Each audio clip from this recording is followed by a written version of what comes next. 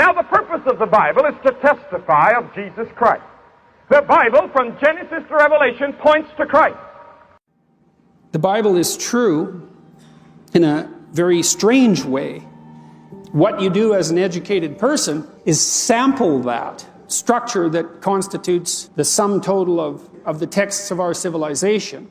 Because if those four things are true, that there's truth, that God exists, that miracles are possible, and the New Testament is reliable enough to let us know that the resurrection occurred, then Christianity is true. Because if Jesus rose from the dead, game over, Christianity is true.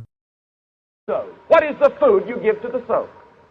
It is reading the Bible, the Word of God. And I don't care who you are, you cannot live a victorious life if you neglect Bible reading and Bible study. But what we have at stake here is far more than that. You know, your life depends on this book. So read it. Pulpit Commentary, Leviticus chapter 6, verse 1, And the Lord spake. The 6 following verses contain a separate communication from the Lord to Moses, but in continuance of the subject which began at Leviticus chapter 5, verse 14.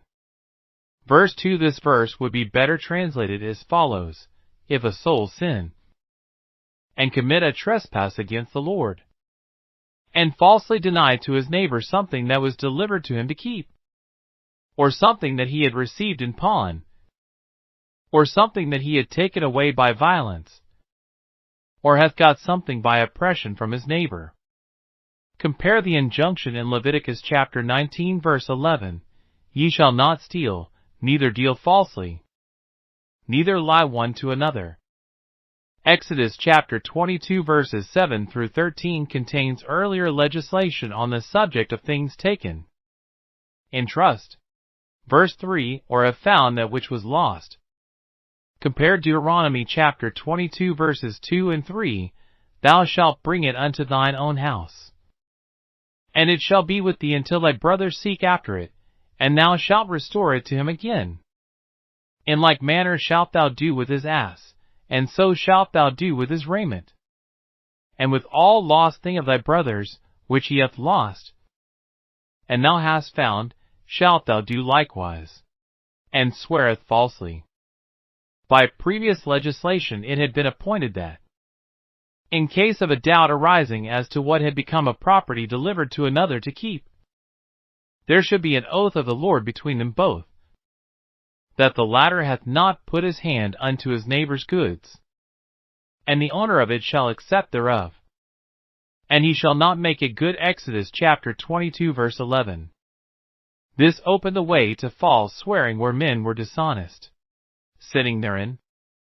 Wrong to men is sin against God in every ease, but a special sin against God is committed when an appeal has been made to him by oath, and the oath has been false. Verse 4, as before, the profit gained by fraud or violence is to be given up, and with it a fine is to be paid, amounting to 1/5 of the value of the thing appropriated. Verse 5, in the day of his trespass offering is a better rendering than that of the margin. In the day of his being found guilty, or in the day of his trespass, the reparation is to take place, and immediately afterwards the offering is accepted. Chapter 6 verses 8 through 30, verses 8 through 13, see note on Leviticus chapter 1 verse 3. The further ritual of the burnt offering is exhibited in the particular instance of the lamb, sacrificed every evening. Exodus chapter 29 verse 33. In other cases the ritual was to be the same. Instead of it is the burnt offering. Because of the burning upon the altar all night unto the morning, the reading should be it. The burnt offering, viz., the evening sacrifice, shall burn upon the hearth upon the altar all night unto the morning.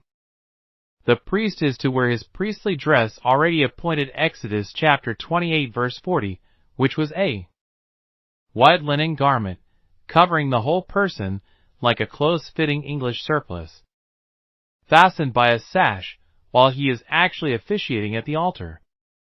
And thus vested, he is to remove from the altar the ashes which the fire hath consumed with the burnt offering, or rather, as it would be better translated, the ashes to which the fire hath reduced the burnt offering, and put them beside the altar, that is, on the ash heap to the east of the altar. On leaving the court of the tabernacle, he is to change his dress, and to carry the ashes of the sacrifice without the camp unto a clean place. The priest is also instructed to lay fresh wood on the altar fire every morning, in preparation for the morning sacrifice of the lamb. Exodus chapter 29 verse 38. The fat of the peace offerings, that is, the parts of the peace offerings that were burned on the altar, were laid on the burnt offering. The altar fire was never to go out, because the daily sacrifices constantly burning on the altar symbolized the unceasing worship of God by Israel, and the gracious acceptance of Israel by God. The ever-burning sacrifice was the token of the people being in communion with God. Verses 14 through 18, the further ritual of the meat offering. See note on chapter Leviticus chapter 2 verse 1. The greater part of it is to be given to the priests, and they and the males of their families are to eat it without adding leaven to it. With unleavened bread shall it be eaten. Verse 16 should rather be rendered, unleavened shall it be eaten. Not only is it most holy itself, but every one, or rather everything that toucheth the offering shall be holy. The touch of the offering conveys the character of holiness to the thing touched, which must, therefore, itself be treated as holy. Verses 19 through 23, the meat offering of the high priest at his institution. This was to be not of uncooked flour, but in the form of a pancake, made out of 1/10 of an ephah of flour. It, of course, accompanied the burnt offering appointed for the occasion. Half of it was burnt in the morning, that is, at the morning sacrifice, and half thereof at night, that is, the other half at the evening sacrifice, none being reserved for consumption by the priests. This meat offering, having first been offered at the consecration of Aaron, was afterwards to be offered at the consecration of each succeeding high priest. The expression Aaron and his sons meaning here the successive high priests. The statement that the offering is to be perpetual has led to the belief that it was made every day by the high priest, from the time of his consecration onwards. And there is thought to be an allusion to this sacrifice in Ecclesiastes chapter 45 verse 14, but the more probable opinion is that it was only made on the day of consecration, that is, on the first day that he was qualified to act as high priest. Verses 24 through 30. Further ritual of the sin offering. See note on chapter Leviticus chapter 4 verse 2. The flesh of the sin offerings is to be eaten by the priests, and the males of their families in the holy place, that is, within the precincts of the sanctuary, with the exception of the sin offerings of the high priest and of the congregation, whereof the blood is brought into the tabernacle of the congregation to reconcile withal in the holy place, which was to be burnt in the fire without the camp. The holiness of the offering is manifested, 1.